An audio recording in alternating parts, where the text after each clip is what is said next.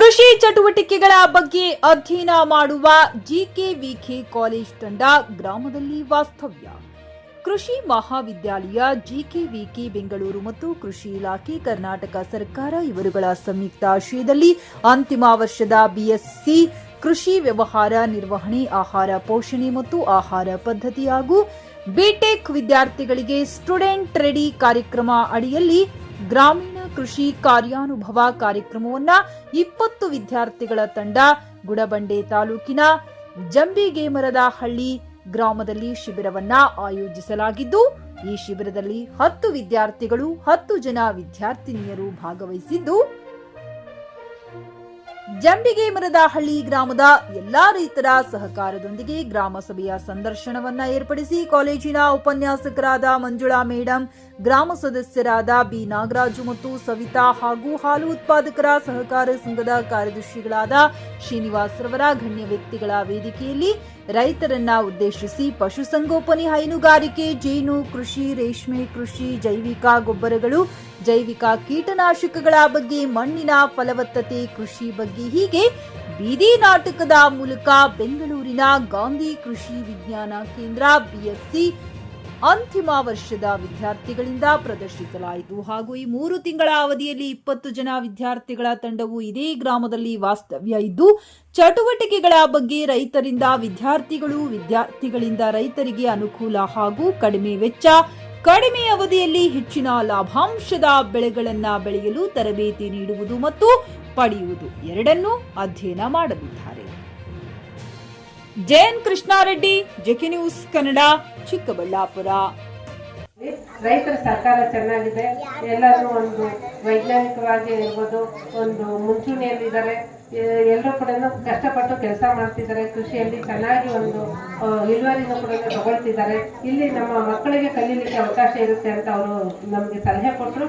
ಅದೇ ವಿಚಾರವಾಗಿ ನೀವು ನೋಡಿರ್ಬೋದು, ನಾನು ಸುಮಾರು 1 ತಿಂಗಳಿಂದ ಈ ಕಡೆ ಓಡಾಡ್ತಾ ಇದ್ದೀನಿ. ಮಕ್ಕಳಿಗೆ ಒಂದು ವಾಸ್ತವ್ಯ ಇರ್ಬೋದು, ಮತ್ತೆ ಒಂದು ಕಾರ್ಯಕ್ರಮವನ್ನು ಹಮ್ಮಿಕೊಳ್ಳಿಕ್ಕೆ ನಮಗೊಂದು ಅರ್ಧ ಎಕರೆಯಷ್ಟು ಜಾಗದಲ್ಲಿ ಒಂದು ಬೆಳೆ ಪ್ರಾತ್ಯಕ್ಷಿಕೆಯನ್ನ ಮಾಡ್ಕೊಳ್ಳಿಕ್ಕೆ ಒಂದು ಜಾಗ, ಇವೆಲ್ಲನೂ ಕೂಡ ನಾವು ಓಡಾಡ್ಕೊಂಡು ಮಾಡ್ಕೊಂಡಿದ್ವಿ.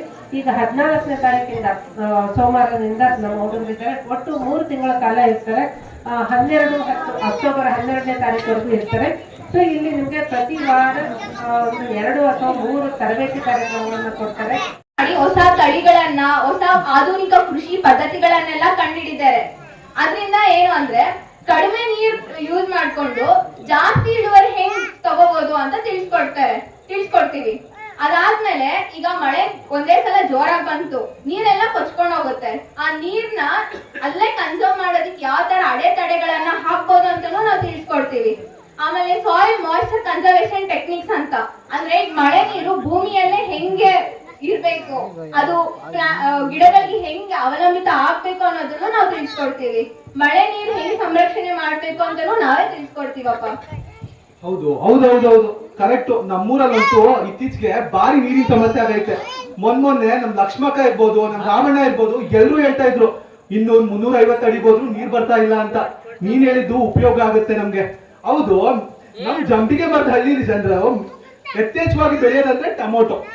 ನಮ್ ಟೊಮೊಟೊ ಒಂದೊಂದ್ಸಲಿ ಆದಾಯ ತುಂಬಾ ಚೆನ್ನಾಗಿ ಬರುತ್ತೆ, ಒಂದೊಂದ್ಸಲಿ ಕುಸಿದ್ರೆ ಆದಾಯ ತರ ಕುಸ್ತೋಗುತ್ತೆ. ಈ ಟೊಮೊಟೊಗಳನ್ನ ಬೆಳಿತೀವಲ್ವಾ, ಎಷ್ಟೊಂದ್ಸಲಿ ನಮ್ ಟೊಮೊಟೊಗಳನ್ನ ಪೋಲ್ ಮಾಡ್ತೀವಿ ನಾವು. ಮಾರ್ಕೆಟ್ ತಗೊಳ್ಳೋಷ್ಟು ನಮಗೆ ಅದರಿಂದ ಆದಾಯ ಬರೋದಿಲ್ಲ. ಅದನ್ನ ಹೇಗ್ ನೀನು ಪರಿಹಾರ ಮಾಡ್ತೀಯ? ಅದರಿಂದ ನಮ್ಗೆ ಏನ್ ಸಲಹೆ ಹೇಳ್ಬೋದು ನೀನು? ಇದು ಏನಿಲ್ಲ, ಟೊಮೆಟೊನ ಹಾರ್ವೆಸ್ಟ್ ಮಾಡಿ ಹತ್ರದಲ್ಲೇ ಕೋಲ್ಡ್ ಸ್ಟೋರೇಜ್ ಅಥವಾ ವೇರ್ ಹೌಸಸ್ ಅಂತ ಇರುತ್ತೆ. ಅಲ್ಲಿ ಹೋಗಿ ನಿಮ್ಮ ಟೊಮೆಟೊನ ಕೊಟ್ರೆ ಅವ್ರು ರಿಸಿಪ್ಟ್ ಕೊಡ್ತಾರೆ. ಆ ರಿಸಿಪ್ಟ್ ನ ಬ್ಯಾಂಕ್ ತೋರಿಸಿದ್ರೆ ನಿಮ್ಗೆ ಲೋನ್ ಕೊಡ್ತಾರೆ. ಸೊ ಸದ್ಯಕ್ಕೆ ನಿಮ್ಗೆ ಆ ಲೋನ್ ಅಲ್ಲಿ ಜೀವನ ನಡೆಯುತ್ತೆ. ನಮ್ಗೆ ಇದರಿಂದ ಲಾಸ್ ಆಯ್ತು, ಸದ್ಯಕ್ಕೆ ಲಾಸ್ ಆದ್ರೂ ಮುಂದೆ ಪಕ್ಕನೇ ಬದಲೇ ಬರುತ್ತೆ ರೇಟು. ಸೊ ರೇಟ್ ಜಾಸ್ತಿ ಇದ್ದಾಗ ಆ ವೇರ್ ಹೌಸ್ ಇಂದ ಮಾರ್ಕೆಟ್ ತಗೊಂಡೋಗಿ ನೀವು ಮಾರ್ಕೋಬಹುದು. ಪಿಯುಸಿ ಮುಗಿಸಿ ನರ್ಸಿಂಗ್ ಮಾಡಲು ಹಾಗೂ ಫಿಸಿಯೋಥೆರಪಿ ಮಾಡಲು ಇಚ್ಛಿಸುವವರಿಗೆ ಉತ್ತಮ ಅವಕಾಶ. ಹುಮ್ನಾಬಾದ್ನ ಎಚ್ಕೆಡಿಇಟಿಯ Umadevi Patil college of nursing ನಲ್ಲಿ ಬಿಎಸ್ಸಿ ನರ್ಸಿಂಗ್ ಹಾಗೂ ಡಿಪ್ಲೊಮಾ ನರ್ಸಿಂಗ್ ಕೋರ್ಸ್ ಲಭ್ಯ. ಹಾಗೂ ಭೀಮರಾವ್ ಪಾಟೀಲ್ ಕಾಲೇಜ್ ಆಫ್ ಫಿಸಿಯೋಥೆರಪಿನಲ್ಲಿ ಬಿಪಿಟಿ ಮತ್ತು ಎಂಪಿಟಿ ಸ್ನಾತಕೋತ್ತರ ಪದವಿ ಲಭ್ಯವಿದೆ. ಇಲ್ಲಿ ಪ್ರವೇಶ ಪ್ರಾರಂಭವಾಗಿದ್ದು ಉತ್ತಮವಾದ ಕ್ಲಾಸ್ ರೂಮ್, ಅನುಭವವುಳ್ಳ ಅಧ್ಯಾಪಕರಿಂದ ಬೋಧನೆ, ಪ್ರತ್ಯೇಕ ಲ್ಯಾಬ್ಗಳ ವ್ಯವಸ್ಥೆ, ಹೈಟೆಕ್ ಆಸ್ಪತ್ರೆಯೂ ಲಭ್ಯವಿದೆ ಹಾಗೂ ವಿದ್ಯಾರ್ಥಿಗಳಿಗೆ ಪ್ರತ್ಯೇಕ ಹಾಸ್ಟೆಲ್ ವ್ಯವಸ್ಥೆಯೂ ಲಭ್ಯವಿದೆ. ಹಾಗಿದ್ರೆ ತಡೆಯಾಕೆ, ಹಿಂದೆ ಭೇಟಿ ನೀಡಿ. NH65 ರಸ್ತೆ, ವೀರಭದ್ರಗಿರಿ, ಸಿಂದನಕೀರ ಕ್ರಾಸ್, ಹುಮ್ನಾಬಾದ್. ಹೆಚ್ಚಿನ ಮಾಹಿತಿಗಾಗಿ ಸಂಪರ್ಕಿಸಿ ಆಡಳಿತಾಧಿಕಾರಿ ಡಾಕ್ಟರ್ ಸದಾನಂದ ಪತ್ರಿ 9019078988.